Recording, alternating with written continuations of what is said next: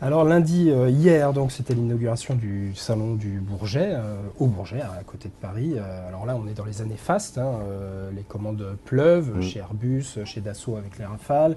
Le GIFAS, le groupement des industries aéronautiques et spatiales, prévoit 15 000 recrutements pour tout le secteur cumulé civil et militaire prochainement. Mais il y a quand même des inquiétudes. Il y a la CGT notamment, un autre syndicat que Force ouvrière évidemment, qui s'inquiète du manque de programmes, notamment dans les cartons chez Airbus, et qui dit qu'après cette période faste, on risque d'avoir une période plus difficile dans l'aéronautique. Vous partagez cette inquiétude? Écoutez, il y a des carnets de commandes chez Airbus aujourd'hui à 10 ans. Donc, moi, je vais bien. Le long terme à 50 ans, j'en sais rien. Mais il y a des carnets de commandes à 10 ans. Donc, non, on n'a pas d'inquiétude. Bon, vous savez, syndicalement, on est la première organisation dans le groupe Airbus. Donc, on suit ça de manière très attentive.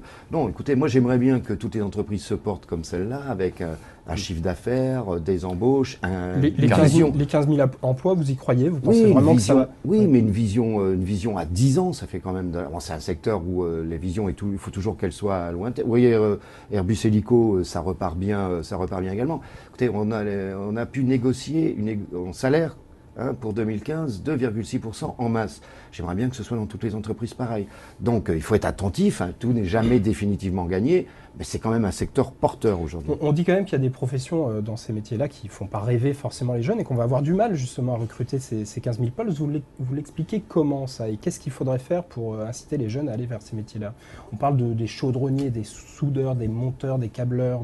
Oui, mais ça, c'est aussi lié. Oui, non, mais ça, c'est aussi lié. Vous savez, Airbus a fait à un moment donné ses propres écoles de formation et d'autres entreprises font la même chose qu'elles ne trouvent pas effectivement les formations. Écoutez, moi, la semaine dernière, pardon, je visitais en Haute-Marne une fonderie. Il y a insuffisamment de postes de formation. Il y a des inquiétudes, par exemple, pour l'avenir demain de l'école supérieure de fonderie. C'est la seule école qui forme des ingénieurs. Voilà, donc il y a une part de formation. Il faut savoir attirer sur certains métiers, mais il ne faut pas non plus supprimer des formations.